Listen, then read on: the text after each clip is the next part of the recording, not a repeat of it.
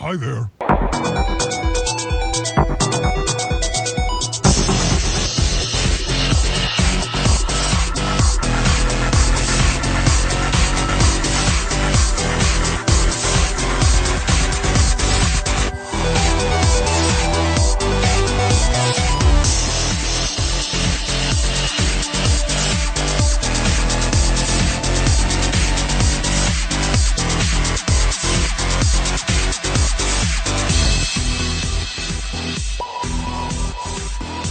Welcome to TownHall Overwatch, your weekly podcast for all your news, esports, and more.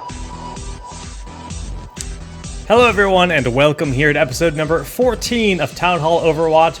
I'm Solid Jake, joined here with Ask Joshy Spo and our special guest this week, Chance.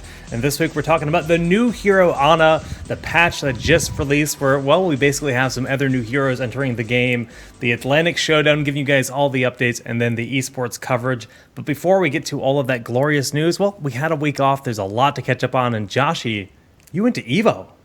Yeah, I did go to EVO. We did not have a show last week because I was prepping for that. You were casting. Spo was busy. So it has been, 2 weeks since our last show. But EVO was very fun. I went with one of my former IPL coworkers, Frank Fields.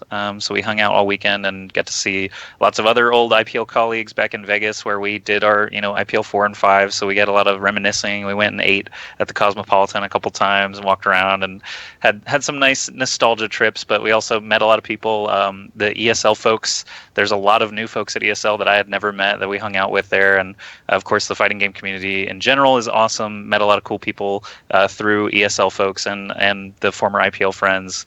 Did a lot of gambling, drinking, partying, watching fighting games. Like Smash finals were absolutely disgusting. Street Fighter V had some cool storylines. I knew Infiltration was going to win the whole time, but it was just a really great little vacation away from some Overwatch. I talked about Overwatch a lot still, as you would imagine, with everyone, but it was nice to just unplug a little bit and catch up with people. It sounds like the Vegas dream, right, for an esports event. It's such a good city for esports events. It really is.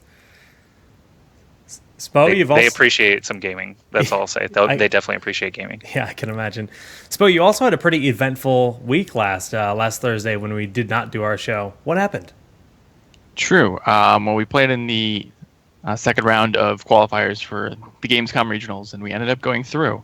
So that was it's pretty interesting. So we're one of 8 teams that have made it, and I guess the next 4 teams qualify today, right? Thursday. Right. Yeah. So they'll be playing, or are already playing, I should say. So that was that was pretty interesting. That was a fun experience. Also got to play on the iBuy Power Invitational, except we ended up having to play Envious the first round, and it was single elimination. Rip. But it was a good experience. It was a lot of fun. Well, again, a big formal congratulations on making it into the North America qualifier for the Atlantic Showdown. And our special guest this week, Chance, welcome, my friend. Why don't you give us a bit of a rundown as to what your background looks like, not even just in Overwatch, but in esports in general? Hey, so for my background, I started in StarCraft 2. I actually had no experience in RTSs prior to that. I just kind of watched the Koreans play and kind of mimic what they did and ended up doing okay. I guess I would say right now that my Overwatch career is probably better than my StarCraft one was, just based on trends. But yeah, that was probably where I came from. Very cool. And you're also on NG Red now in Overwatch, and you guys have earned your spot for the Atlantic Showdown in North America actually in the first qualifier. Mm-hmm. And just let's talk about NG Red just a little bit as an organization, because correct me if I'm mistaken, but is that org new to Overwatch specifically? I think they're just brand new in general. Yeah. We saw a couple tweets going from our owner Mac talking about his partnership with Chance Morris, and we got really excited about that. So we tweeted back, and that kind of started our love tale essentially. We're basically the primary workhorse for Northern Gaming right now. They have some really successful WoW teams, as far as I know, and we also have NG Blue, which is our European counterpart. So, yeah. I always enjoy the multi like team type organizations like this, when you have like the red and the blue, and especially when it does go like North America, Europe, I think it creates a lot of like cool harmony between teams. Yeah, I wish I had a lot more time to interact with them. It'd be cool if we can kind of talk about strats, because Europe's often differ from North Americans, but time hasn't really allowed that. Alrighty, well, guys, we got a lot to talk about here this week, as once again we did not have a show last week, and let's just open up the gates with Ana, the newest hero, the first hero added to Overwatch since the game's release, and I'm sure Spo is very excited that it's actually a support. So now that she's actually hit the game and she's on the live servers, even though she is banned from tournaments, have you guys been scrimming with Ana at all, or trying her out at the high level? A chance to answer that one first if you want. Sure. I mean, we originally started to because we were late on hearing about ESL's ban. And I want to know whether or not it's banned for the regionals. Does anyone know? It has not been confirmed yet. Okay. They said that they haven't decided. Yeah, because that's put us in a really weird situation, because we love her personally. Our team works That's really awesome. well with Anna. Yeah, and I want to continue developing strats and comps with her. But we're kind of just holding off right now. Most teams are, so it's rather unfortunate. It's like having like a new car or something like that, but just not being able to touch it. So, with MOBAs, it's usually a 2-week ban Yeah. for this kind of situation when a new hero comes out. So I would assume that makes sense, right? 2 weeks is plenty of time to like get used to a hero, make sure there's no like game-breaking bugs or anything, and so on and so forth. I'll point out the ESL. So it's not all tournaments either. It's just the Atlantic qualifier that really we're talking about here, right? Because like Beyond the Summit's having another event this weekend. They're not planning on banning Anna. So it's not like a universal anything like that. But Anna, I think specifically for the ESL Atlantic qualifiers, it makes sense to not let her be used immediately, because she came out on a day where EU qualifier, the first portion of it had happened on Monday, and she came out on Tuesday. So obviously they didn't want her to be available to those same teams that were still playing. But it makes sense for them to just wrap the qualifier, since they only have this week and next week, I believe, to actually finish that out. It makes sense to keep her restricted for their specific event. But I do expect to start seeing her basically everywhere, starting, as soon as Saturday, and other cups and stuff. So, Spo, what's your thoughts on the hero? I mean, obviously, as a support player, you just got your Zenyatta back, which is great, but how do you feel about Ana? Well, Ana's great, but Zenyatta's I think is just a little bit better. A little more fun to play for me, but I like Ana a lot. I like it that there's another skill shot support in the game. For me, I do a lot of support and flex playing, so being able to play something that is a little bit more mechanically intensive is really nice, but it's just and rewarding, I guess. But I like the kit that she has a lot. It's very unique, and I think it will give teams a lot of opportunities to do some very interesting things in the near future. Do you guys think there's any chance that she's a solo support, or is she full on just kind of like extra utility for the team? I think she's like, when we played her, we played her around with like a triple support, and obviously double support. I don't see her ever really replacing as the main healer, just because, like, one, she also tries to DPS, so I don't think that's really an option. I know. She's a little too flexible, to go back to what Spo said, I think her kit is ridiculous, and it's very high skill cap. So something like Zenyatta is just stronger right now just because of people's skill level and familiarity. Over time, though, I see her just becoming something ridiculous, especially if teams can kind of coordinate sleep times. Because if you sleep someone for like 6 seconds, that's a substantial time in an FPS. Yeah. In any game, really. 6 seconds is an eternity, man. Yeah.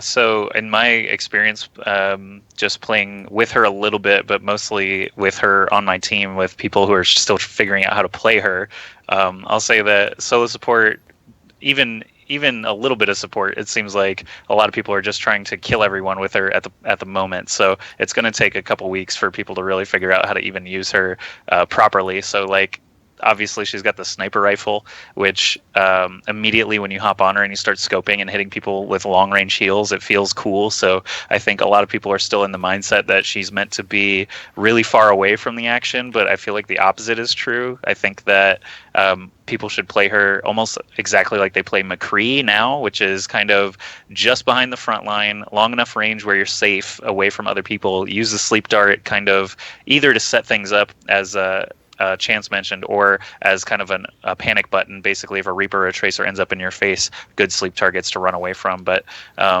I feel like she's actually a mid-range healer support because you can always be shooting. If you're in the thick of things a little bit more, then you always have targets. Your barrel, biotic grenade, is going to actually impact a lot more. If you're all the way back and you're trying to lob barrels a mile into the action, like you're going to miss, a lot of those important moments and stuff like that. So I feel like it's just going to take time for people to play her a lot. But at the pro level, obviously, these guys, they understand the situations a lot better. They communicate a lot faster. So I am very excited to see her get in the mix soon. I'm trying to think of just like her power and like in the balance, in the PTR, she initially came out with 6 shots in her gun. They've moved that up to 8. I don't think they changed anything else though with her, did they? Not that I'm aware of. Okay. No. But she feels pretty solid overall. But I'm curious what you guys think of the correct usage of her ultimate. So Nano Boost, I've seen a lot of success using it on tanks myself. Obviously, I'm playing at a lower level. Is this something that should be strictly reserved for your Genjis, your Pharahs, or is this something that you can throw in onto your Winston or your Reinhardt to make them go in and just go to town? The Reinhardt Nano Boost is actually quite hilarious. Because he just swings everywhere. Yeah, he just swings. It's about. I'm not sure what's more interesting: putting it on Reinhardt or putting on Symmetra.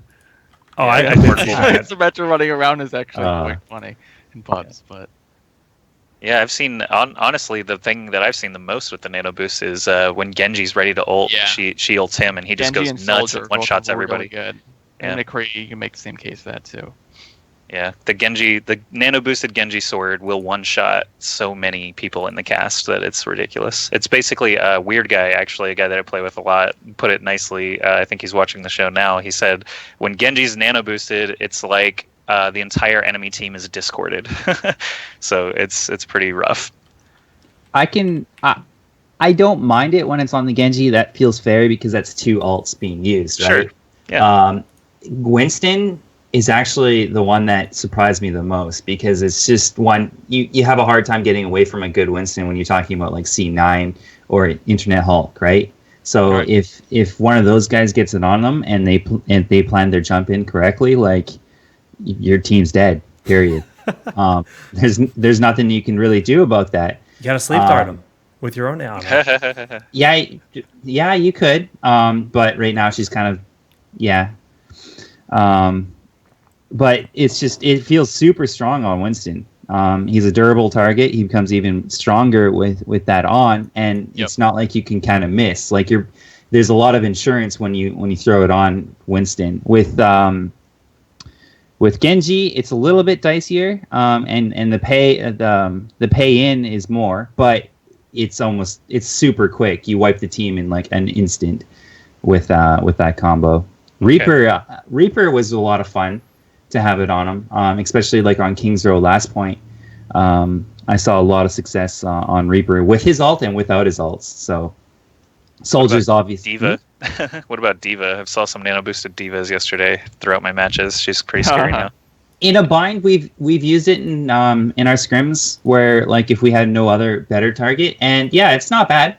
I actually prefer not to have it. I think it's in a sticky situation. You throw it on a Diva and a Reinhardt because I feel like my job primarily is defense. Right, I'm keeping my team alive. The moment I drop my shield, I expect my teammates to die. Obviously, they're going to be a little bit more defended when there's like a giant blue Reinhardt swinging. But I prefer it on the Genji or the Winston. Just remember, kids, stay behind the rectangle. Mm-hmm. Yeah. And just remember Reinhardt's walk forward once in a while. Sometimes. It's not if there's a payload, though. Just keep waiting. Let the payload go down. Okay, that's interesting. It's going to be really fun to see the use of that ultimate because it is. Joshy, one thing you pointed out when we were doing the cast yesterday is that it's kind of an ultimate that can whiff, right? You can just kind of disengage in a lot of scenarios, and I feel like that's going to give it kind of a skill cap when it comes to the highest level. Mm-hmm. Yeah, it's just basically all I was saying is that if you nano boost like panic ults, sometimes you'll feel like as long as I nano boost somebody, they're going to go nuts and kill everybody for me before I die or something like that. But honestly, if you don't fully assess where the person's at and what targets they have, you can whiff that nano boost ult so easily just by wasting it on whoever. And like Anna can die and it'll still keep going, but if he doesn't have any targets, then there's no you don't benefit at all. So it is another one of those ults that you really need to set up for and communicate with. And as a support, that makes sense too, because all the support ults are really like that, except for Symmetra, where it's like teleporter's good in pretty much every situation. But yeah, let's actually move. Chance has limited time with us today, so I'd love to get his thoughts on the rest of the patch craziness that we've seen. So just a little bit before the show started, we were talking about. I mentioned it felt like we had multiple new characters with this patch because Diva and Zen have had such a strong resurgence. McCree wasn't totally out of the game, but he's back in a huge way. So just want to get Chance's thoughts as he has been obviously competing with these guys in a stale meta. Basically the one hero limit, no Zen, no Diva meta is basically at an end, and now we've basically got a lot more variety. So I want to know, Chance, have you played any actual matches yet on the new patch? And if not, what have your scrims? What have you been noticing trending as far as those three characters? They're basically locked in a lot of the times, especially with Anna being quote unquote banned. So I've always liked Zenyatta, and I've always wanted to work with Zenyatta. The Diva is a nice surprise. I've tried to make her work. I prefer her over Winston, honestly, despite my team shaking their heads. With her new mechanics with the defense matrix, I love it a lot because I want to work with another tank, with a cooldown ability where we manage my shield and her shield, because I think you can get a lot of mileage out of the two. So almost too much. I'm not really sure on that one. McCree, that one came out of the blue, to be quite honest. I don't really understand Blizzard's. I feel like McCree is like the bunker of Overwatch, where they're constantly changing it. Yeah, they just keep changing it, and they're not really sure what to do with it. He's either overpowered or just not used at all. Yeah. Well, I mean, that's the thing you have to remember is, though, they're always going to be designing for the masses a lot of the time. So although we will see changes that are geared towards competitive feedback, if you go into the average game, a lot of people will just tell you that McCree is bad. Don't play him. Why are you playing McCree? He's bad. They nerfed him. Because everybody was under the impression that the only way to play McCree was to walk up to someone, flashbang them, and then just fan the hammer. And once they nerfed that, the average noob just, pardon the language, but the average player just, felt like he was a trash hero.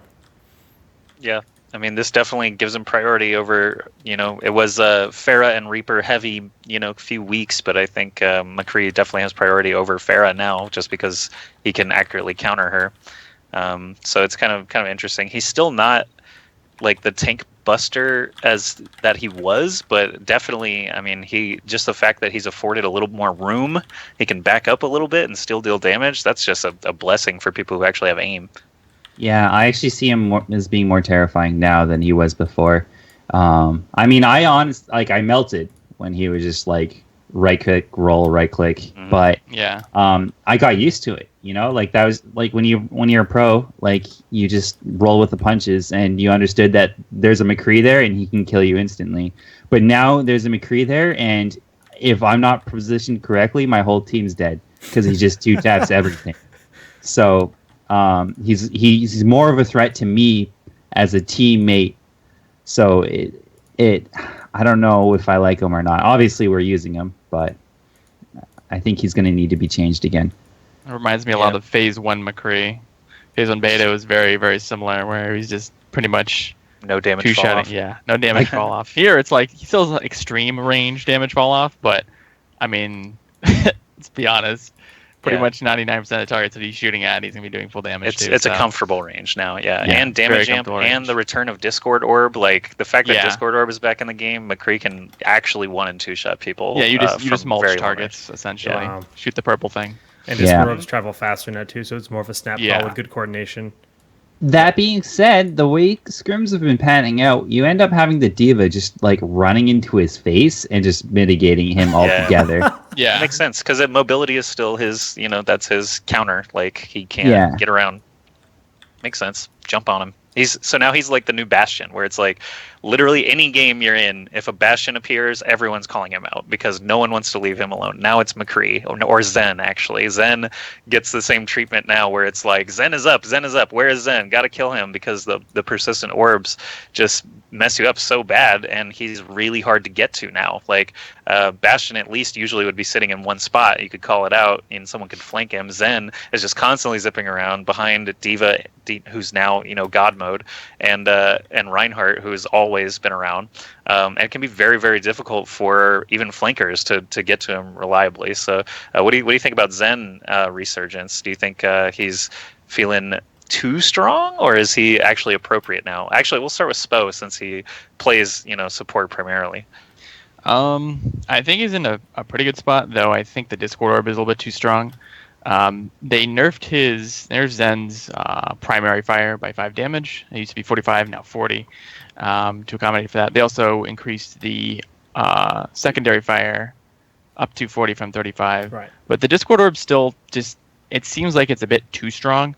I think I'd rather see it more in line with Mercy's damage boost. Her damage is 30%. Discord Orb 30% would make a lot of sense. I've heard a lot of about that. But it just, I don't know. It feels really strong. I'll have to play with it some more, but its coordination feels a bit strong after playing on PTR for a bit and playing in scrims. But again, it's one of those things where you can't just really make a knee-jerk judgment on things. You really have to play it. You really have to play it for a while before you can really make a good sound judgment on okay, this is actually too strong, or okay, maybe we just weren't playing it right, or we're approaching it right, and there's appropriate counters for said ability or said class. What do you feel about the changes to Transcendence with the additional speed and up to 300% healing from 200%? It's nice that Zen has his Nikes on. I mean, I feel like a race car when it's actually quite funny too. He's actually good at if you ever. There was this one scrim we were playing where, I was like one of the first people out of the gate on. I was one of the Koth maps, I think Lijiang or something, and I was pretty far away and it was overtime. But all I did was just press Q and just booked it right to the point. It was pretty. My team got a good chuckle out of that. It looks so funny. Yeah. The first time a Zen used it against me, it was on Route 66, and I totally forgot about the speed upgrade. Yeah. And he panic ulted, and I was like, "Wow, what a dumb Zen!" And he just vanished, and I was like, "Oh my god, never mind." He totally got the slip on me. I was like, I think it was Reaper or something, and I think it was literally like easy Zen kill, and he just vanished. Right. I was like, "Oh my god, it's so different now." It's a great change though, because one of the biggest problems before was a lot of times when you're a Zen, you're not right in the middle of your group. I mean, in the past at least, you had your 150 HP. You didn't want to be, right in the thick of things. You're more of like an artillery. Right. And not that that's changed all that much, but it helps with positioning a lot and getting in. You only have that 5 seconds in Transcendence, and a lot of times if you're part of your Transcendence sometimes is trying to get to your team. You spend that like half a second to 1 second going from kind of the back line to your group, because Transcendence radius, it's decently sized, but it's not like Lucio Sound Barrier where it's pretty generous distance on actually getting the ult or getting the shields from the ult. But for him, it gets you in a position, and when it's almost out, allows you to get out of position too, or out of the middle of the team where everything's happening. Makes a lot of sense. times, if you're using it and if your Transcendence ends and you're in the middle of the group, you're probably just dead anyway. I mean, they're just gonna turn around like, hey, there's Zen, boom, you're dead. Like, Chance, what are your thoughts on Zenyatta now? So just to pick up where Spo left off, I think they had the same idea with Mercy with her like little ultimate change where she can kind of move almost immediately after the fact. They saw a lot of Mercies just completely just dying after. So in the similar vein, so was Zenyatta. I like it. I like that change. I do agree that Discord is just not a good feeling mechanic. Even if it was kind of balanced right now with his kit, I think he'd make that a little bit weaker and make somewhere like the rest of his kit stronger in some way if it needed to be done. Just because being two shot in any game I just don't like it. So it makes you feel like you have a death sentence on your head right now. If it was a little bit lower and if it just kind of was like a nuisance, I would be a little bit more fine with it. I'm curious whether or not, like in a year or two, you'll see triple support being a thing, because as of right now, I see it as being very strong, because you have Zenyatta that's basically just a DPS with some healing capabilities, and their ultimates are the most game changing in the game. Like once you get them down, like Mercy's, like you can't run without it. The Zenyatta is going to be basically you're immune, except for maybe one hit kills, and all of the support ones, they're just ridiculous. So if you could have more on the team without affecting your DPS, I don't see why you wouldn't. So they're going to end up with this kind of power struggle of, well, do we want this game to be triple support? Is that what we're going for? Or are we looking at like MOBA, where you want one support and then like one tank, et cetera, et cetera? Like, I'm not really sure what Blizzard's intention is with the game, and that's gonna change a lot of how they balance things. So it's kind of a curious place right now. That is interesting, because that's one of the first things I thought on PTR after playing with Anna for a little while was, why not triple support Genji and then whatever tanks happen to be good at the moment or in that map, because it feels like Genji can get a ton of help now from a Zarya, Anna, Zen, like as you said, just either Lucio or Mercy basically as the dedicated healer, and they've got the range and they've got the survivability basically if they all stay as a group, to actually outlast a lot of damage as well. But then it's if it does become that way where it's like sustain is the way to go and you've got the triple supports on both sides, then I feel like just maybe the DPS characters need to be bumped up a little bit, like Reaper and Pharah, splash damage characters, Roadhog, etc. would actually get some more stock value there. But right now it feels like the splash damage characters are the ones whose stocks have dropped the most, just because Transcendence is a lot more prevalent. So like Death Blossoms are killing a lot less, Barrages are killing a lot less. You've got Diva just at the ready with Defense Matrix all the time, so same situation. So I feel like DPS classes stock have dropped a lot just because of basically the resurgence of all these support abilities, including Defense Matrix. But it's kind of interesting. We actually Jake and I cast yesterday the Atlantic qualifier, and for the very first time I think that I've ever cast this game since October, there was no Mercy on either side, and Anna was banned. So it was Lucio, Zen only. Right. Duo heals actually working out pretty well for some of these teams, but they were not the upper tier, top 4 NA teams. They were looking for those 9 to 12 spots, but still very interesting to see them opt. We don't need a res because these characters are so good. It's very interesting for me to see. How many times did we see a Zenyatta Transcendence just nullify Death Blossom or whatever other big playmaker ultimate they're trying to set up? So it had a very similar effect to the Resurrection. Yeah, that's true. Where it's like a 2-for-1, or so Res is actually sometimes like a 2 or 3-for-1, which is crazy. Right. Transcendence at least can eat an ultimate, but Zen, the fact that he's staying alive so much longer means he gets more Transcendences, which means every time the Death Blossom is ready to go, Zen is ready to go with his. So it's interesting. It definitely feels like a more sustained world out there now than all out offense, where you would see one support I think is gone. 2 and 3 supports are going to be the norm moving forward. Just in general, considering that Blizzard has now, moved forward, initiated the single hero limit for competitive play, it almost seems like they might have had a small shift in their balance design, right? Because they've actually acknowledged that, yes, we're balancing a single hero game for the competitive side of things. Do you think that we could see? I mean, obviously we have Zenyatta getting a nice treatment. He's very good. Diva's borderline broken with the changes they've made to her, buffing up her ultimate, giving her the alt fire, which is, I think everyone agrees, in every way, in shape and form, she's amazing now. And do you think we'll see more changes like that? Like you're talking about the splash damage characters, kind of just some more love there to make those heroes more appealing and more effective in those regards. I don't know, man. Blizzard's got to monitor everything. We got to see some more competition. We got to see more. Obviously, they pay a lot of attention to the competitive stats, pick rates, all that stuff. And that is actually the reason I think McCree got bumped at all, is because his pick rate just plummeted after Fan the Hammer went down. But now 76 is kind of in that position where 76 has just kind of been shelved for McCree in a lot of scenarios. They lowered his DPS for whatever reason. Basically, the spread thing is strange to me. I think Blizzard has this, like, they balance way too much. I mean, I've played a lot of different competitive games, and some of my favorites, like esports of all times, is Melee and Brood War. We're best friends now.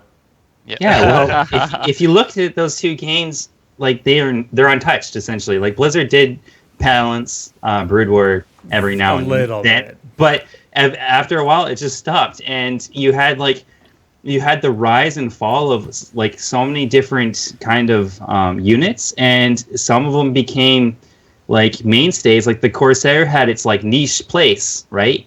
Because people figured out what to use it for, and like no one would have it any other way. Like it's not a power unit or anything like that, but it has its place.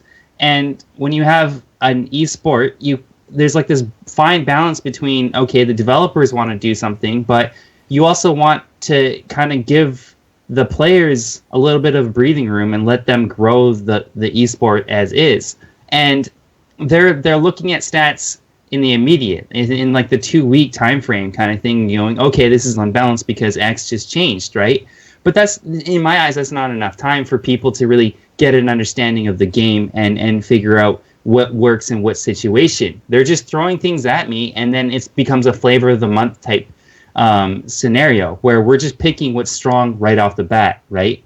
And the changes that they've made, they're strong, so we're using them. But who's to say Soldier doesn't have its niche? If you gave us our time to put in, like, it's such a weird way to play this game.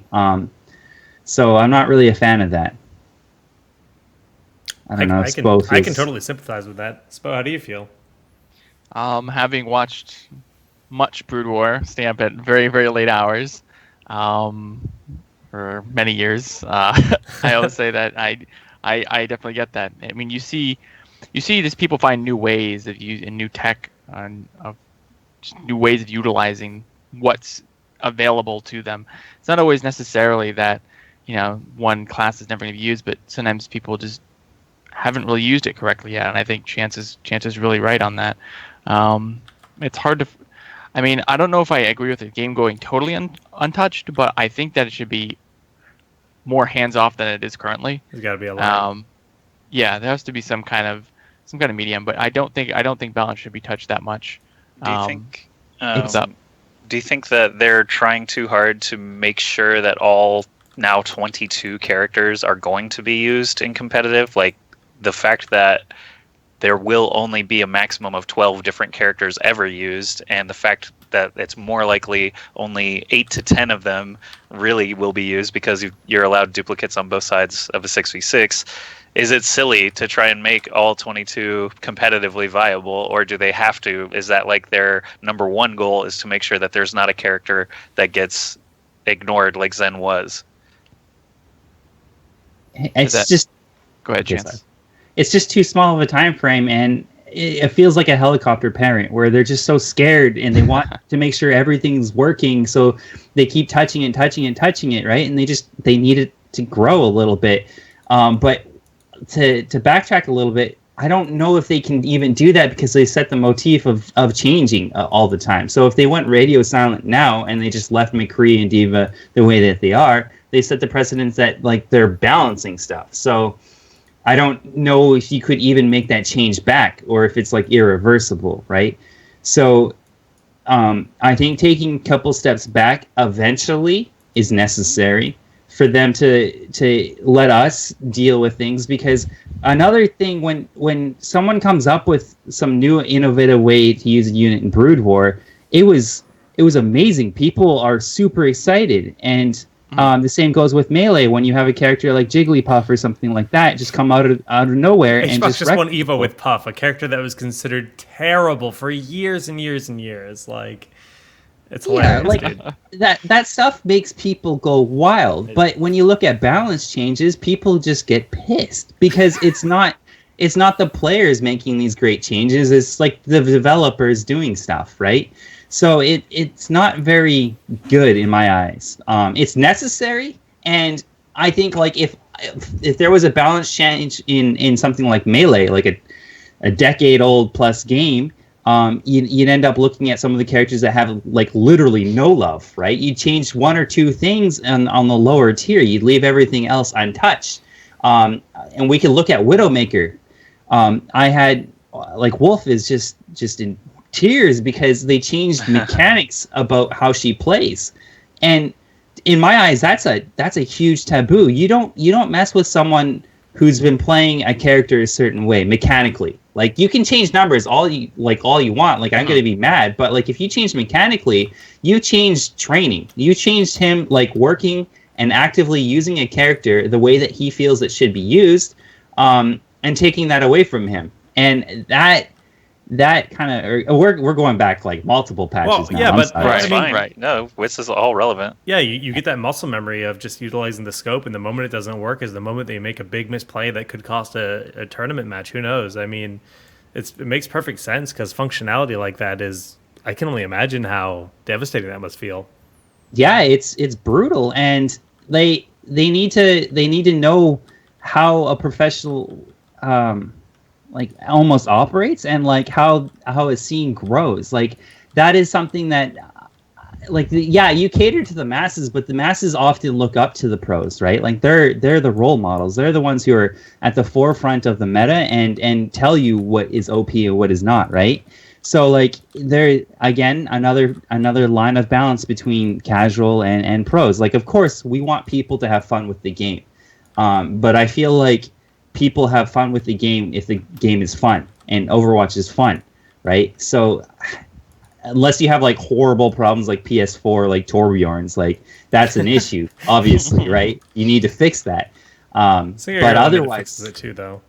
Yeah, it does. So I would say there was one point you made about Brood War and how they really just didn't touch anything, and they allowed the meta to really evolve and the game to grow up by itself. But one thing I think as well that's important to note is that a lot of times, based on what was happening in the meta, maps were designed in certain ways. Yeah. So maps weren't like, the maps sometimes dictated styles of play too, or helped kind of mold that, or mold the meta as well, because maps didn't all play the same. They're all different. So I think that maybe that one thing they could do in Overwatch is maybe if they had, I mean, we see this just in different game modes, right? Between say for example Payload versus Koth, right? You don't see the same setups as you do in Payload and Koth. They're very different. I mean, last patch, we saw a lot of you didn't really traditionally see Reinhardts on King of the Hill, right? You saw the Zaryas, or you saw the Winstons, or sometimes Roadhog. Those are the characters that you really saw there. If you're talking about tanks, right? But on Payloads, you almost always saw Reinhardt. That was like pretty much a must for the most part. I mean, there are obviously a couple other. Yeah, there are some non-Reinhardt variations. For example, if you're attacking first point Nambani, a lot of people would go for the Diva, Diva and Winston pairings and things like that. But for the most part, it was Reinhardt. Now I feel like if they designed maps either differently, or to allow for other classes to come into play a little bit more, maybe that would be a little bit more interesting. Maybe that would be better, rather than actually just continually changing balance between the characters and really shaking things up a little bit too often. And I definitely don't agree with them. I agree with Chance, but I definitely don't agree with Blizzard being able to change classes mechanically like they did Widowmaker. I think changing, if they are going to make changes to characters, that it should be kind of a numbers thing. They should be tweaking the numbers, not how a class actually plays. D.Va, do we think D.Va's kit change just now is a bad one?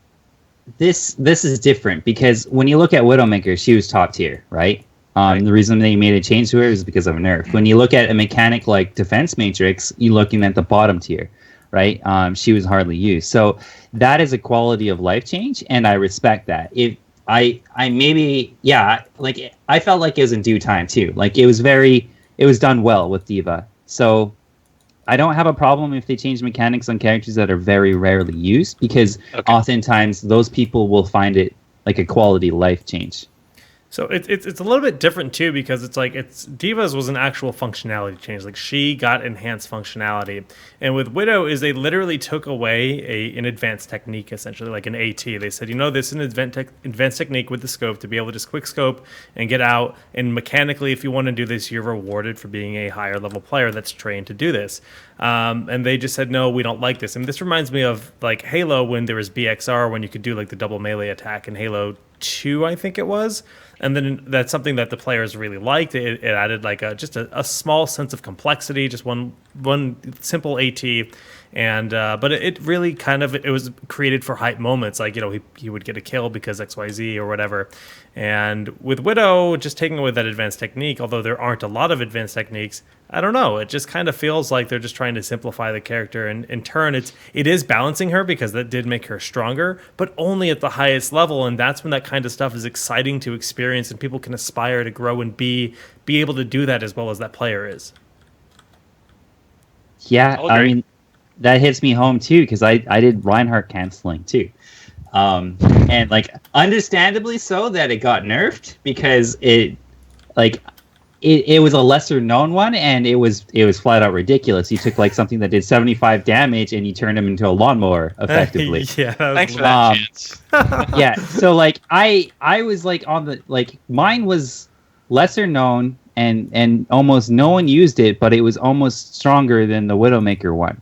And they kind of nipped that one in the bud almost immediately. So that to me is fine, because that seems like, that's changing a game, that's a bug, right? But if you have a Widowmaker mechanic that's kind of been established for like an X amount of time, that's very taboo. And that makes me very concerned about Blizzard's mentality and idea for the game. And Spo is absolutely correct. When you want to balance the game and stuff like that, there's other ways, and you need to challenge yourself to look at those. With maps and stuff like that, with Brood War 2, it was very hands-off for Blizzard, because the community took it into their hands and developed maps that worked for them, and kind of opened up for new metas and just better gameplay in general. That was a different era too, though. I mean, when it came to the balance patching, frequently was not a thing back then for anything. And we can't make maps. I don't think you can make an Overwatch map or a game mode, right? Like that's not it's not for us. But I mean, if Blizzard wants to be hands-on, they need to be looking at those maps. I don't mind if Tracer ends up having her own capture the flag, and she's like the champion character in that mode, right? That makes the team that you're on very diversified, because you need to have an MVP Reinhardt, you need to have an MVP Tracer, and for King of the Hill, whatever becomes king there, right? That's cool to me. It becomes more of like a triathlon as opposed to just a football sport. Payload right now, as is the gold standard of how you play Overwatch, and King of the Hill is just this nice gesture, and CP is irrelevant. Yeah. So, at best. You don't like Temple of Anubis? Is that what you're trying to say? Your chance? Yeah. So I like that. I like that idea of Blizzard being able to do things and make game modes that are fun and challenging, and my team has to be diversified enough to be king at all of those.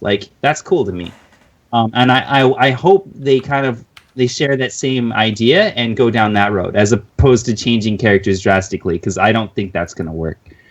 I agree. Map variety, you mentioned Spo, a specific example of this, where Numbani attacking point A, essentially they've got vertical elements. They've got ledges on two sides facing down at a point that Genji, D.Va, Winston, etc. are going to excel at, where McCree, Tracer, etc. are going to have a harder time actually scaling those ledges and getting into position. So it forces you to switch up your composition, and you've got inside versus outside areas, vertical versus flat. You've got basically all kinds of different stuff that Blizzard can make new maps for, to basically draw out people's different compositions, and I'm totally fine with that. And Chance, what you were saying with the different modes, also 100% agree. I would be totally fine even having another 1 or 2 modes that we haven't been privy to yet, if they are working on something that's awesome. I think I'm sure Halo is like the example where every game, actually Call of Duty console FPS, every game is like a different mode. I'm fine with that. And the fact that the cast is so diverse in this game makes me even more excited about that. League of Legends, when they introduced Dominion, I thought, hey, this is cool. Now I don't have to, be terrified of all these lane dominant heroes, because Dominion, the map is so different that just terrain alone is going to vastly change how you play any of these characters. And then Dominion ended up being a dud because no one wanted to play it. But I liked it a lot, and I think that like other games with diverse character skills can all benefit from that. And it's funny to me that Halo and console esports were the first to do it, because they had no diversity. They literally were just whatever gun you picked up is what you had. But I think, yeah, it's obviously still in Blizzard's hands until they give us some kind of map editor or freedom to mess around in custom games even more than we already have. I think it would be good for them to continue working on environments, basically. Heroes of the Storm came out last, 2 Junes ago now? Is that correct? Technically, are we talking about start of alpha, or are we talking about official release? It was just last year, right? June, official release was a year ago, yeah. Yeah, so they have actually retired a map now, less than a year later. Which one? Haunted Mines. Haunted Mines is gone. No one plays it. It's out. It's out. But that's going to happen. Yeah. That should happen to Overwatch. They should retire maps like Hanamura. I mean, obviously it's different for Overwatch because the lore is so heavily baked in to every single map. Like, retiring a map for them is going to be like heart-wrenching, but I think it's a necessary part of keeping the game fun. I mean, you just retire from the ladder and you can bring it back. Even StarCraft 2 retires maps from the ladder and they return as well. Like, you still keep it in customs, you still keep it there, it still exists in the game. You could still keep it in quick play as well. I know that, for example, in Counter-Strike Go, they have their competitive maps at pool, and then they have their casual map pool.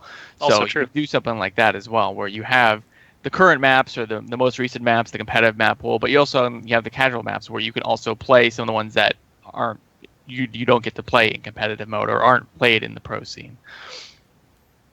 Yep. But you can also go ahead. Like, I mean, you look at the art assets of it, right? Like, there's still things that you can take from it, and I don't think anyone's going to be concerned if you revamped Hanamura for a new kind of like play mode and stuff like that. Hanamura, yeah. Right. Yeah, like, I mean, I don't think anyone's going to care that it doesn't look aesthetically the same, right? Like, they made an animated short where it's like almost exact as to what it is. That's a vision that's kind of been fleshed out more than just a map. Yeah, we could visit a new part of Hanamura. Touching lore here, Chance. The other side, what's behind the arcade, right? Mm-hmm. Don't mess with my lore, y'all. Because I think those, like, they do a very good job. Everything is so aesthetically pleasing. I love how this game looks, right? And to see Hanamura's just art asset just gone because, like, it's Hanamura and no one wants to play it, that's a travesty. So they definitely need to explore just reusing maps that just kind of get thrown on to the wayside. All right. So, Chance, if you are only with us for a few more minutes, I think we should progress forward a little bit and just talk about what. Let's talk about some esports stuff now. So we've talked about patches, we've talked about character variety, map variety, stuff that we think could improve the game or things that could potentially hurt the game. So let's move on now to the real world happenings out here. Maybe I'm not sure what you had planned, Jake, for Atlantic Showdown, but I think esports coverage is going to be a good one just because of the mass amount of events that we've got coming up and the fact that we've got like roster changes and team signing and all that stuff happening now. We can hop into that first. Yeah.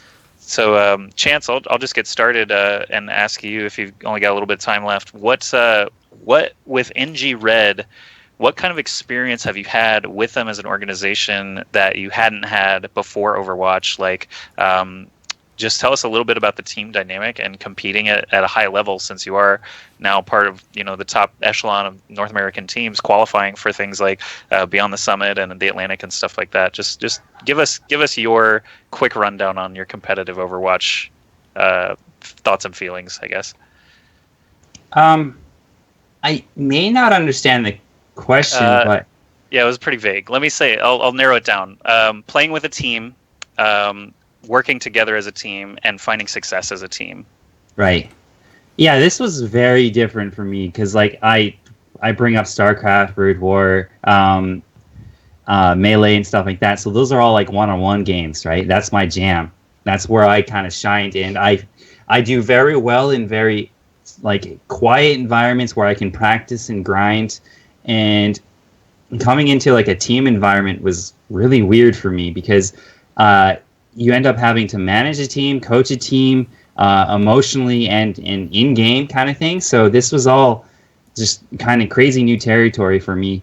I started in the beta phase 1, basically just finding players in the ladder that I thought were good and just kind of friending up. I even tried to buy into SPO like constantly. Like, there was weeks and weeks where I just kept talking to SPO because I thought he was one of the best supports in the game at the time. And that hasn't changed, SPO. He's still a murderer. Yeah, so as time went on, like, I had to manage my game time, like me personally playing, making sure my skills were honed, me managing my own team by, like, making roster changes, just getting us signed up for tournaments. There's a lot of management and like scrim schedules and just connections and getting to know people. Like my personality changed drastically as soon as I understood like what was on the table and what I had to be as a person. So it was like this like crazy change in me. And this team that I have now, I would have never expected to play with these kind of players. It's a very young group. If you looked at my team, like the average age is like 18 to 19. Like that's where most of the players are at right now. Don't quote me on that. They might be. They like got that 20. free time. Yeah, well, they got that free time, and like I think that's like the money age, in my opinion, for like someone learning a game because they learn and they're talented and they're not hit by the age factor yet. Mm-hmm. But in terms of like communication and emotional stability and stuff like that, and just maturity level, like it's not something I really deal with anymore in my day-to-day life, right? So I kind of took a step back and realized that as team dad, because I'm 28 years old, I need to step up.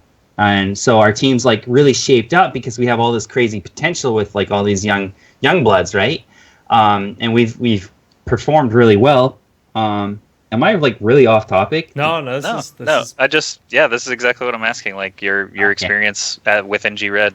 Okay. Yeah. So I've been with them since basically launch. They came to me when phase 2 went down, and we were all super sad because we had like 2 or 3 weeks of no Overwatch. I was on Selfless at the time, or like what was Selfless. So they kind of talked to me, and Chronic was the person I was replacing. So I really wanted to play with Wolf. Like that was the person I had kind of set my eyes on because I had played with him in pubs, and there's just special people that you note and you just want to play with. So I kind of made the jump on that, me banking on someone's talent. So I know that I knew at that time that I could work with him. I had worked with Nat Time in the past, and I kind of knew Mangachu from SPO's team. I was actually a little bit leery of Mangachu, to be quite honest, even though he's like kind of our star player when Pharah was king. His playstyle is very like loose cannon-y, or like just super weird. But yeah, he's turned out to be a favorite. So I'm super happy with my roster. As far as like the branding goes and Northern Game as a collective and a group, I I like our owner, Mac. He's an incredibly intelligent young person who has a background in law. And if you ever talk to him, you're just swooned by his words. He's eloquent, and he sells you on literally everything, right? Like, I get super happy when I talk to him, and then I come back and I'm like, well, was any of that really like true? Like, he's really cool that way. So I believe in him as an owner because you need that kind of person at the helm, you know? And so we all bought into his dream, and I still to this day believe in his dream. So I'm excited where Northern Gaming will go as a brand and as an organization.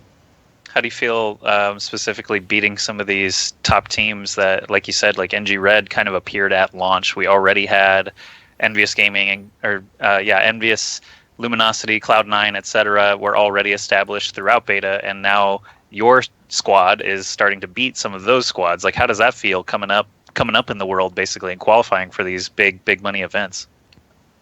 Like, it's kind of wondrous being on the inside because I'll lay you on a little secret. Like, we have very little structure. Like, we're very wild and just kind of filled with talent almost.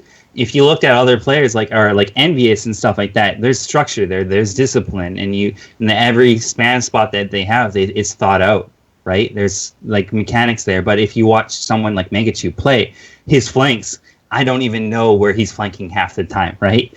So it's not super thought out, but it's working for us because we have the talent to back it up. Obviously, I'm there trying to control the chaos. So it was not how I expected to beat these teams. And as it goes forward and people become even more disciplined, and I'm not saying that we're beating Envious now, right? Like we took a game off of them, right? And I think that's just kind of scratching the surface.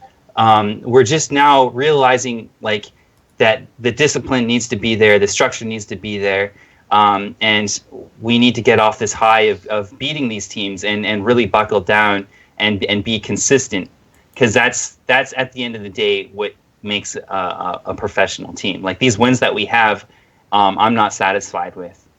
And that's great, because that gives you you've easily identified like room to grow, which is really good, because you can't be satisfied just beating Cloud9 once or Luminosity once. Like you said, you gotta figure it out what they're doing that's making them mainstays and do it better.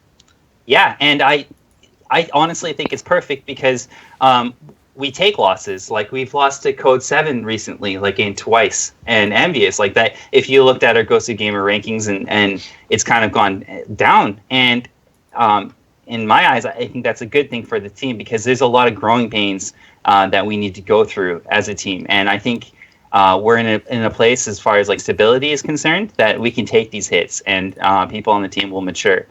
So yeah, that's things really are looking up and up. All right. So I guess Chance told us he had a limited time today. He's already been on for an hour. I'll just end. We can actually kick you off the show if you want to go scream and start playing again. But basically, I'll just say thanks so much, obviously, for being on the show today. What is up next for NG Red? Like, you've already qualified for a couple events. Are you playing stuff today, this weekend? Like, what is the immediate thing where people in our chat and our YouTube VOD viewers and stuff can find some NG Red games? I think we might be taking a step back. We actually are confirmed for 2 tournaments, I believe, beyond the summit, but I'm not entirely sure if that's going to stay the same right now. And I'm not really willing to talk about it right now. Okay. However, our main goal is Germany, right? The moment we heard that Germany was on the line and $100,000 was there, like we've qualified, but literally every game that we have is for that in mind. Like we want to win our 2 matches to get to Germany, period. So we might be a little bit on the undercover right now, but that's a good thing for NG fans. Cool. Mm-hmm. So I will be kind of parting ways here, and I'll do some shout outs for. Do you mind if I do shout outs? Yeah, please. Take it away. Okay, cool. Dvex, our manager, shout out to him. He's been actually pretty stellar. Like he's also a lot of the internal stuff for Ghost of Gamers he does. So it's nice to have someone with a lot of information. Never mind. He's just a good person to have because he's incredibly informative one way or another. Our owner, Mac, he's been great to us. and I just want to do a shout out to him, all my teammates, Naptime, Mangachu, Wolf, etc., Bread Expert, and our fans, of course, and my Twitter. Although I don't use it very much. I'm old. I'm sorry, guys. It's at NG_chance. So if you kind of wanted to give me a follow, maybe hit me up there. I might Do you stream ever? I'll give you a follow, Chance. Thanks, man. I follow you, so I expect one. Oh, I'm probably already followed you, so. Yeah. I should stream. I'm a shy person in general, especially when it comes to my gameplay. Like, even though I'm on a top team, like, I'm probably my worst critic. So it's something in the works. Everything's set up. I'll stream eventually. Well, we've got your Twitch and Twitter on the screen here, so everyone can follow them anyway. Thanks, man. Yep, no problem. All right, well, I'll take my leave here. All right, thanks again for coming on the show, man. Short notice and everything. GG's, man. See you guys. Good luck. Alrighty. So. And then there were three. There were three. So yeah, I figure we can talk about esports stuff that's not as relevant to him. So I just wanted to get his angle on everything. I didn't even actually know Dvex was the manager. I see Dvex in our chat. What's up, man? I didn't know you were having such a close relationship with NG Red, so that's cool. All right, now we get to have the glorious production. As we transition to talk over, let's just talk about the Atlantic Showdown, since I did want to get into that and just kind of go through some of the updates that exist for that. So the Atlantic Showdown obviously is going on pretty much every week night except Fridays for the next several weeks, with the regionals coming up quick. And we now have 12 teams in Europe, and we do have 9 teams in North America. Last week on the side of NA, we had Spo. Yourself, you qualified with CLG. Yeah. I think Team Liquid qualified. Who am I forgetting? Did One Shot? No, One Shot's playing today. They just qualified. One Shot qualified did they today. just qualify? They just Nice. qualified. Team Liquid, CLG, Nubris, which is now Fnatic, which is big news, and then Code 7, who have to be getting a sponsor sooner than later, because Code 7 was Gale Force, and the only logical reason for them to part ways with Gale Force is that they were looking for a bigger contract, in my opinion. Obviously that's big news for those 4 teams. CLG, I mean, if you're a top 8 team, it's only in a game with as much like power behind it right now as Overwatch. It's only a matter of time before sponsors come sweeping on in. So, Spo, I'm looking at you, buddy. You got to make that happen. The pressure's on. In time. Yeah, I mean, I'll say as a totally impartial, freelance caster that a few team owners that I've known for just throughout the years have hit me up here and there throughout beta and now after launch, saying like, "Is this guy good? How good is this guy? Like, who would you pick between these two teams?" Like, and I don't know what any of the realistic chances are of any of these orgs picking up any of these teams. I just answer as honestly as I can, because I want everyone to eventually get to that point where they're sponsored and making a salary playing Overwatch, because esports is the dream, and it's a very narrow window, honestly, for any competing player to actually make a nice living out of it, or to at least give it a shot. So I always try to connect the dots for people if I can. I've had teams ask me to put them in touch with org owners as well. So I think that I do think that Code 7 is going to be signed by someone soon. Fnatic, I knew that Nubris was the team. Honestly, every org was asking me about either individual players on the team. How well do you think this person would work in a different team? Like, all that stuff. Nubris, people had their eyes on just because several of those members were on orgs already. They know that they have pedigrees or whatever. But Nubris getting picked up by Fnatic is pretty cool. I was not sure that Fnatic would get back into Overwatch so quickly after they had a team. Essentially, they had a Battlefield team that is now reunited. Reunited is one of those top 3 contenders in Europe still. So I'll ask you guys, what do you think about Fnatic picking up Nubris? Actually, it's not even purely Nubris. It's actually like the core of Nubris with like Vonethil added. They've had some like various roster changes throughout the last couple of months, but the squad that they landed on is IDDQD, Vonethil, both Swedish players. And then you've got Custa, Stoop, Buds, and Cool Matt. Always forget one player. Who Cool is Matt. it? Oh yeah, Cool Matt. Yeah. And Cool Matt was playing with hubris back in closed beta, as well as ringing for various teams. But we know already that he's a great DPS player, so he can plug in pretty much anywhere, in my opinion. But Fnatic, are they better off now with this 4 NA 2 EU squad, or would they have been better off giving Reunited all that they wanted in beta and staying with them? I mean, I think they're both really good teams. I haven't really played against. I think the last time we actually played against Reunited was back in beta. So and that was a long while ago. So I don't know about that, but we played Nubris. Well, we played them most recently in the last Goose Gamer tournament, but we've also scrimmed them a little bit too. They're definitely a great team. They deserve a sponsor. I think both are great picks. And I think they're one of those teams that they're going to start getting that point. Like, they have good mechanically, they're a good sound team. Like, they have good fraggers and stuff. IDQD has a phenomenal McCree. Comat's a very smart player. I think he's a very smart player. And I think that I think their roster is, while it is one of the newer rosters, I mean, obviously they've been around on various teams for a while too, but it's also there's also a developing team chemistry with your team. And so while you have that fragging power, while you have that initial, that good DM or just that good initial start, which we've seen. I mean, they're not getting 3-0'd by the rest of the pro teams. Right. They may not be winning the series, but they're still taking maps off of them. So it's only a matter of time before teams like Fnatic actually start to develop more structure in their play. Like Chance was saying about NG Red, how Envious has a lot of structure to their team and stuff, and they're very precise and coordinated with what they do, and that's part of what makes them a great team, is that they've moved that, they take that next step as a team. And he said that NG Red still feels a little bit I don't know if I want to say, I guess undisciplined maybe, but they're wild, a little bit more loose, wild I guess. But they're getting to that step where they're going to be, they're going to have more structure in their game and stuff, and they're going to take their game to the next level. And I feel that's kind of where Fnatic may be at right now. They're able to take maps off of teams and stuff like that, and really, I mean, they're definitely competing with these teams for sure. But I feel like they are one of those rosters that can take it to the next level and be one of those, be among the top teams. Nice. For sure. I do want to point out Buds. Okay, so yeah, Jake had the Wikipedia article up there just a second ago. It's got Buds and IDDQD listed as DPS, Coolmat listed as Flex, whereas Coolmat would have been, the McCree main Valutaja type, where basically he's always on the gunslinger. But with Buds in play, I just want to shout out to him from the Shoot Mania days.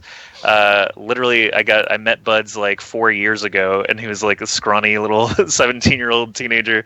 So I'm glad to see him still playing. But he was actually on Tailspin's Shoot Mania team back then. So that's highly amusing to me. Yeah, Tailspin and Buds and XP3, who's actually on Winter Fox's CS:GO squad right now. So all three of those guys still just shooting them up. So pretty cool to see Buds back in action on an actual real org is nice. And Tailspin obviously still on Envy, which is just incredible success over there. Just to remind you guys about Envy, they're on a match streak now that could end up being longer than the match streak set by IDDQD of 55 matches in closed beta, when they were playing such a small pool of people. There were like 10 to 20,000 people in closed beta at the time when IDDQD was rampaging around. Now Envious is beating literally everyone all the time, and that could continue with millions for a while. Of people playing it's the crazy. Game. Yeah, with millions. But now, I mean, balance changes, new characters, new maps, if they do ever eventually surface that, those are all things that work against Envy and their structure. So I want to see the new competition as soon as possible. Esports coverage, just in general as a topic here, we've got so many events coming up. Like Beyond the Summit jumped in almost without notice. Basically, like they contacted me the week of to do this like 4-week crazy $10,000 tournament, and I know teams were caught by surprise because some of them had no idea that they were even in it. I know that Chance specifically asked one time, he's like, hey, who's in this Beyond the Summit thing? I was like, I'm pretty sure your team plays like second tomorrow morning. But like Beyond the Summit's in now, and they actually are a $9,999 tournament, so that they didn't have to get licensed and meet all the Blizzard requirements and stuff like that. But you've got the Atlantic, so they got to dodge the Blizzard branding and the Overwatch branding requirements and stuff like that. That's why they were able to launch it like that weekend is because they're technically $1 less than the license requirement. But that's happened. I forgot that was a thing. Yeah, The that's 10K? happened in Hearthstone and Heroes and stuff like that too. Yeah, 10,000 for those watching it. Basically, Blizzard has a license that if your event is sizable enough, you have to have Blizzard branding, the correct color palettes, the correct assets. But Blizzard will actually help you in that case too. They're definitely down to work with you if you're a $10,000 plus event. If you're less than that, Blizzard might as well just ignore you and say, "Good luck, have fun." Like it doesn't matter to them. But who else? I can't talk about one of them. But basically, there is going to be another large event coming up in August. That's, when I say large, I mean $ large. So excited about that. And then everyone's getting in on it. Please be BlizzCon. There's a lot of Berbers. I mean, I know of at least like 3 crazy projects. We're talking like one-off things, extended things, like TownHall Overwatch Invitational. I mean, no. Oh God, did I? Hey, I've actually already built the asset pack for it. If we ever want to do it. Yeah. but Spo, you're in the hot seat, man. You're the one who actually can benefit from all this. Me and Jake are just maybe casting shit for free still, but you've got potential at, like, what is the joke in the OW that I always make with Tailspin is $1 million matches, because Shoot Mania was going to have $1 million matches, and it was always a joke like, this is the shit we're playing for these crazy amounts of dollars. And Overwatch is such a much better game, but it's still like very Wild West. It is. Oh yeah. Ridiculous games happen all the time. Huge mistakes, people falling off the map constantly. Still, these are like our $1 million matches coming up this year. Yeah, it's very cool. What do you think about this? All grown up around you. Oh, I was going to ask about the end. I'll answer that question first, actually. Sure. It's obviously really exciting, but it's interesting to be a part of something that's really big right at the beginning. I mean, we're all here, everybody watching stuff, and all 3 of us as well. We're all kind of part of something that's, we're assuming that it's going to be very big. And it's like being there at the start of WoW, or being there at the start of League of Legends, or being there at the start of Counter-Strike or something. Being at the start of something where, it's smaller to an extent, but you actually get to grow with the game and grow with the community. I think that's a really unique opportunity. It's really cool to be able to be a part of that.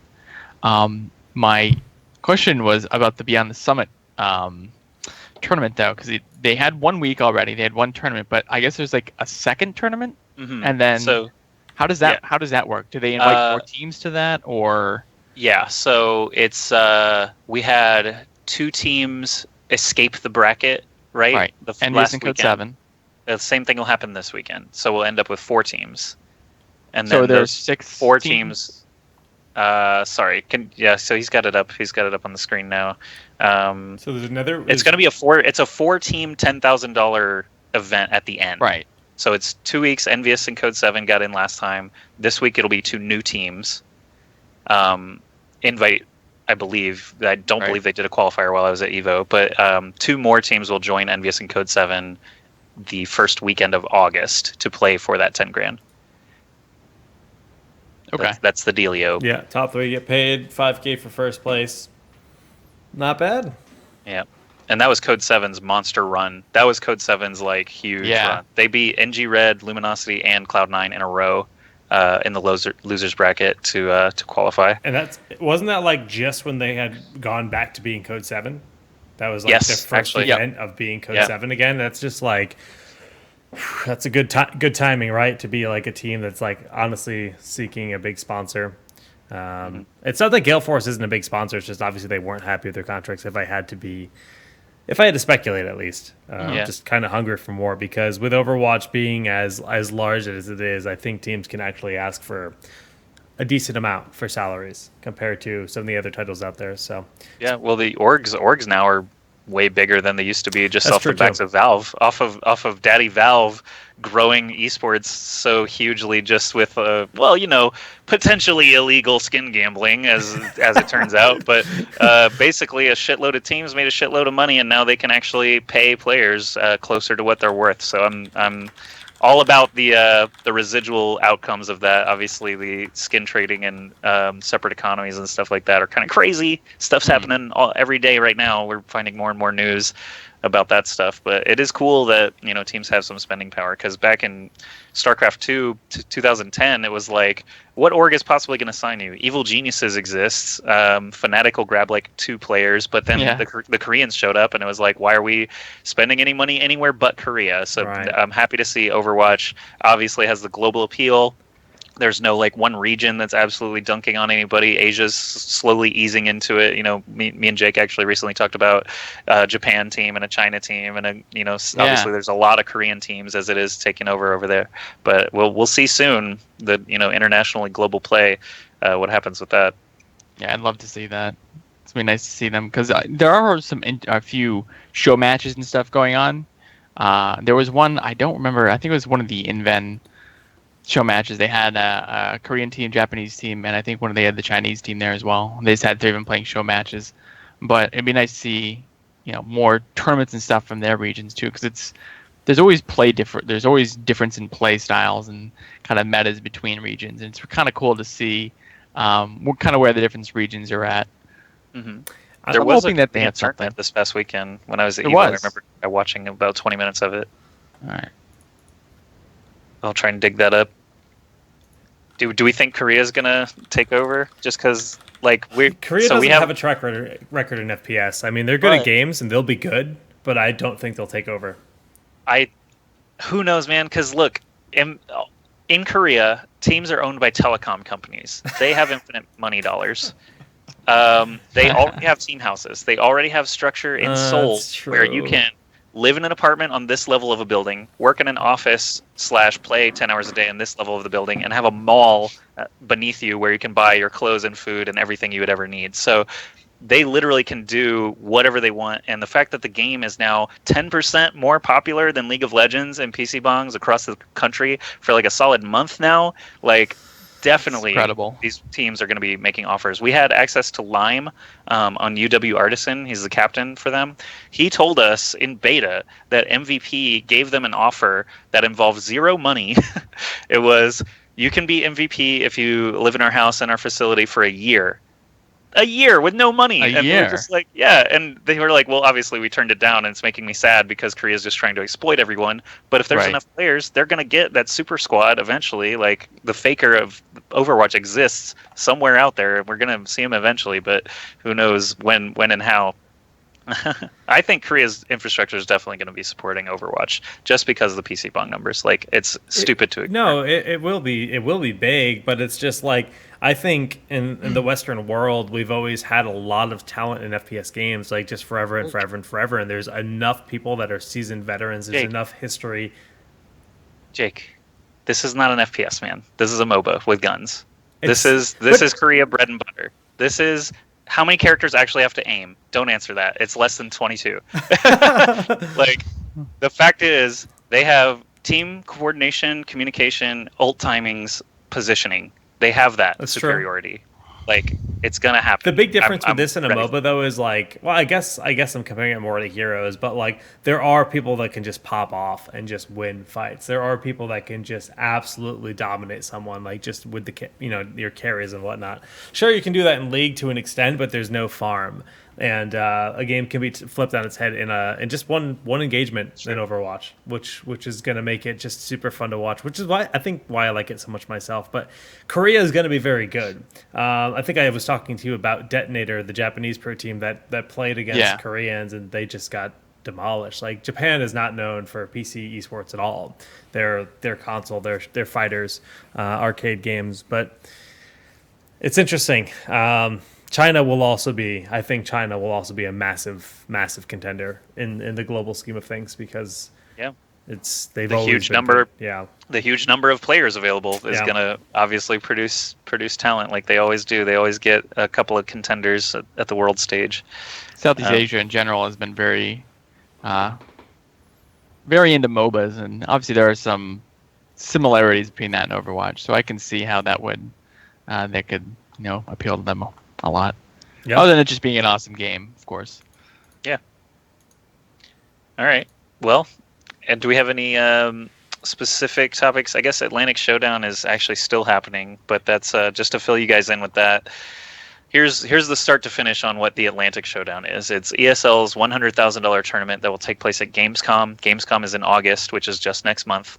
You're essentially looking at 16 teams from NA battling it out for spots at Gamescom and 16 teams from EU battling it out for their spots.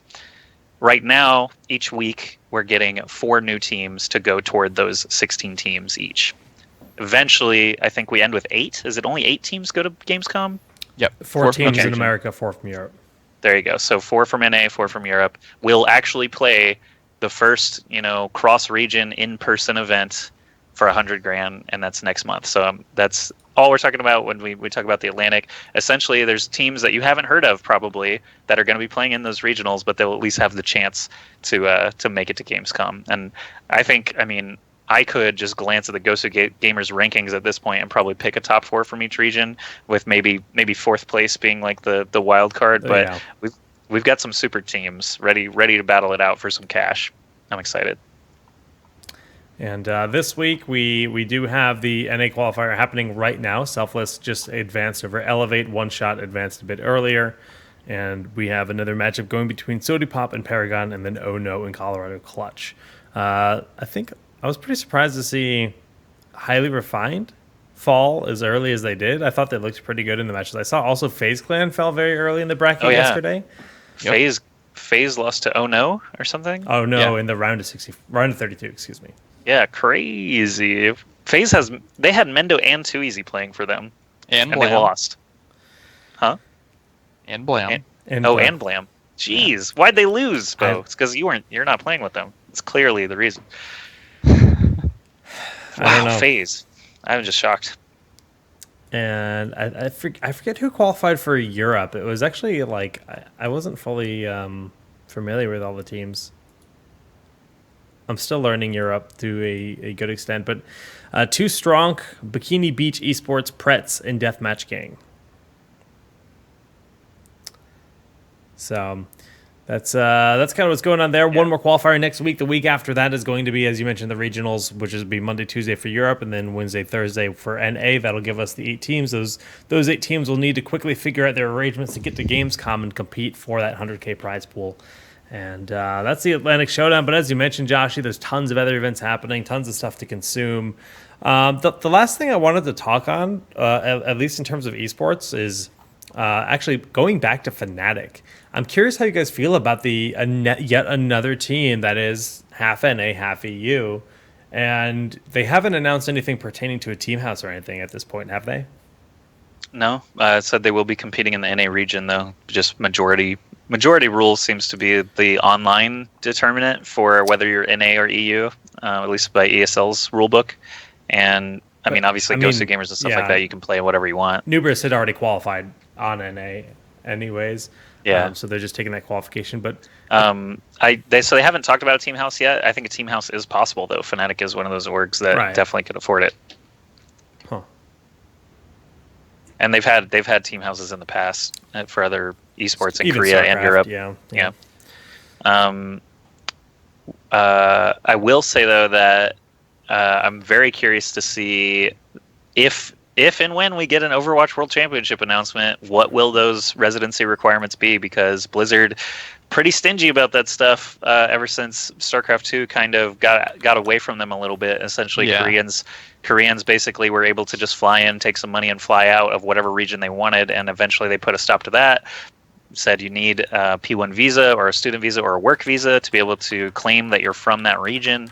And if Envious, for example, I've already heard that Envious couldn't participate in one tournament or another because they are literally tourists at the moment living in North Carolina without official papers saying that they're NA people. So if Blizzard, to cover their own liability or to protect their own interests in growing regions, what if they say, you need 4 out of 6 to be a certain place, or 5 out of 6, or 6 out of 6? Like these orgs are already getting locked in with contracts and stuff like that. And I have a feeling, just a strong gut feeling, someone is not going to be happy when the requirements are actually unveiled. Even though I don't know what they are, I'm assuming they're not going to be super laissez-faire about it just because of their history, and they don't want a Chinese team representing NA at BlizzCon, for example, whatever it is.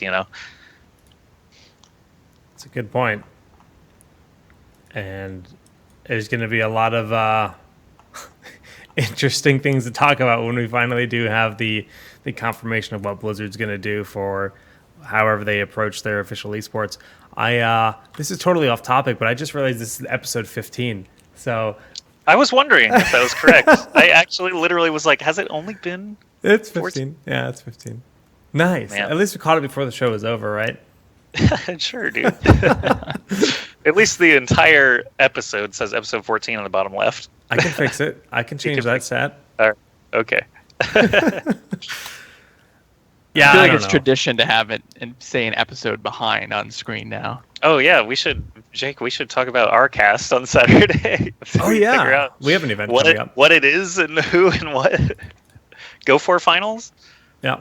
Yeah. Give me one second. Tell us about that. I'm interested. It's going to be interesting for sure because I cast it this past weekend, and it's basically the rule sets for Go For hadn't even been updated. So I cast Go For weekly number 3 this past weekend with Unctious. It was like a good test to see if the home studio works with 2 casters live. It was really fun and actually had a great time with Unctious.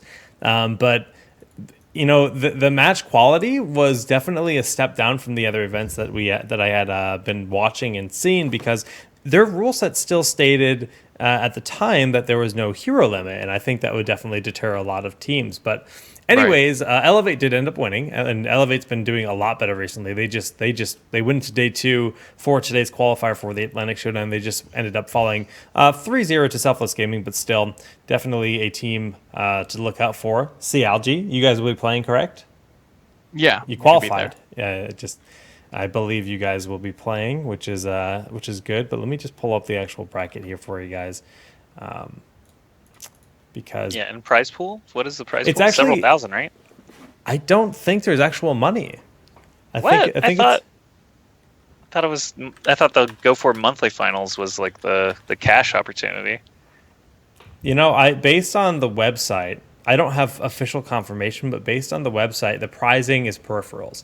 So last week's prizing was Battle Dragon backpacks provided by Thermal Take, and this week it's actually looking like it's going to be mouse and keyboards. Yeah, I think that's Interesting. correct. Oh man, why did I assumed that there was finally some cash on the line I would for these imagine amateur teams. I mean, I know Go For EU has a cash prize, and Okay. I would imagine that NA will get there. I think it just might have been for the first month, maybe that wasn't something that was ready. The prizing is the Poseidon Z RGB brown keyboard and the Ventus Z mouse by Thermal Take. So the team that wins will be taking home 6 of those. Each player will get those shipped in, which is And cool. that's Saturday noon Pacific. This is Saturday at 11 a.m. Pacific, 2 p.m. 11 a.m. Eastern. Pacific. Yeah. Cool. And not Sunday, right? Just it's One-day event. Gotcha. The 8 teams that we have are Elevate, I'm Your Huckleberry, Imperial Bloodline, Life in Danger, Raised, CLG, Selfless, and Street Hoops. So, I mean, there should be some really good games there. And although it doesn't have a monstrous prize pool or anything, there's still some talented teams. So I think it'll be a lot of fun. The rules, I'm actually seeing if they've updated them yet. I hope so. And They hopefully said that there's they not. might not have updated them on the site, but they sent out emails saying that the rules were updated. So it is 1 hero limit. It is That is good. stopwatch. Yes. Okay, cool. So similar to their ESL rule set for Atlanta qualifiers. Yeah, it's just a single Excellent. hero. Anna's limit actually selection, available, though. Oh, Ooh. nice. Excellent. That is cool. Glad to hear it. That'll be fun. Cool. But yeah, Well- that'll be a fun cast on Saturday. Josh and I will be doing that. I think that'll actually be on the official ESL channel, the ESL Overwatch channel. So We'll tweet all that info, of course. yeah. And Day they should be tweeting it out as well. So that'll be fun. And I think that's pretty much the news for the week. Yeah, there's only one. I guess 2 new comics actually. I would like to just mention it in case you're interested in the Overwatch comics. Another one did launch today. If you go to Fan comic, twitter.com. No, the official Overwatch shit. comics. So they had an Anna comic I saw that one. about, and today they had an Anna Soldier and Reaper comic. Ooh. Oh, Yeah. from back in the days, like the Origins? And well, you'll have to just watch it or read it and Oh. find out. It's in the They did Battle.net say that- launcher. I don't remember is it Dark Horse Comics that's making like a big next year. That's supposed to be it's slated for next year. 100-page comic focused on the origin story of Overwatch, put out by Dark Horse in 2017. That's gonna be Sick. sick. Interesting. I'm gonna buy the crap out. Dark of Horse that. is DC, right? Dark Horse DC. Dark Horse Comics. No. No. Dark Horse is different. They do. They're a lot darker, more gritty. Oh. Their style. Oh. Their style is freaking badass. They've done a lot of things, but it is not DC. Gotcha. Okay. Cool. That's exciting too. Yeah. I don't think I ever heard that. That's awesome. All right. 100 That's pretty much it. Yeah. That's it for esports stuff is over. Just wanted to let you guys know there is a new comic. We've seen a couple good YouTube videos recently. The Zenyatta animated short pushing the cart is actually hilarious. If you guys haven't seen it yet. Yeah. Joshy, I gotta say, you're like the MVP on Twitter. You tweet like all the funniest and best fan art. So I literally like wake up each day and can't move in my bed, so I just tweet. I just like scroll through Twitter for like the first half hour and just retweet whatever looks cool. He says the first half hour, but it's really usually like 2 full hours of his day. Sometimes. Depends how much I have to do that day. I end up in bed longer if I have more to do. Before we go to shoutouts, actually, Spo, I wanted to pick your brain about have you followed all the WoW changes as a former pro WoW player? Not. I like as a former WoW player, I occasionally will drop into someone's stream just to see what's going on. I really don't follow much at all what's going on in WoW, so a lot of it's new to me. Other than the private server stuff. Yeah. Oh, okay. There's all that. The TLDR is they basically made it so each spec in each class is very different from all the other specs. So, for example, if you're a druid, the only way to heal as a druid is if you're resto. You can't even cast regrowth as a feral druid. Like they've really consolidated the kits. Melee hunter is a thing for survival now. They're actually melee only. They have a completely different kit. Rogue is a new spec called Outlaw, where they're basically pirates, where they have like pistols, and it's like a completely different game. But anyways, weird. I was curious if you had seen it. It's pretty cool. Yeah. Hey, he's trying to earn some money playing Overwatch this year. Could you please not tempt him with the evils of other Blizzard IPs? Right. Like, I had my friend Derek. I've been trying to tell him come play ranked with me and our other friends, because when we're together, it's not so bad. We win a few, and you don't rage as bad when you can trust your teammates. But he's like, no, you guys need to roll on Legion with me, and we're just like, no, that's like we're done. We're adults. 2004 is when I first played World of Warcraft. It's 2016 now. I think I can put it away for good now. Finally, That's what I thought. Too much. That's what I thought. It's too much. Warlords didn't hook me back in enough to make me want to play Legion, Warlords but I will keep an eye on it. Warlords was trash, dude. Well, Legion might be trash too. The game isn't even out yet. The classes are fun. That's all I care about. Okay. And the mobility that demon hunters have. I've watched some videos of demon hunters just like jumping all over everything. I'm like, all right, I'm gonna be a parkour master. Why slay monsters when you can climb buildings? Because you can shoot other people. It's more fun. You also climb buildings as Genjis. Yes, that's true. And Hanzo. Get your fix in Overwatch. You can shoot trees at people. Yeah, you're right. Yeah, you can be the log launcher. It's amazing. The trebuchet. All right. Let's wrap this show up. All right. Let's put a bow on it. Spo. So, all right, I'll start us off. So you can, my Twitch channel is Spo TV. So you can catch me, not streaming there currently, but I will be hopefully soonish. Start streaming once I can fix my computer issues. You also find me on Twitter and YouTube at Team Spo. I have content that I upload there regularly, so check it out. And keep an eye out for Sea Algae. That is not CLG, but Sea Algae. And Spo will be turning heads this weekend. I wonder, are you going to play some Anna? Might we see the Spo Anna? More likely to see Zenyatta, but maybe Anna. I'm down for the Zenyatta. I'm down for that. Yeah.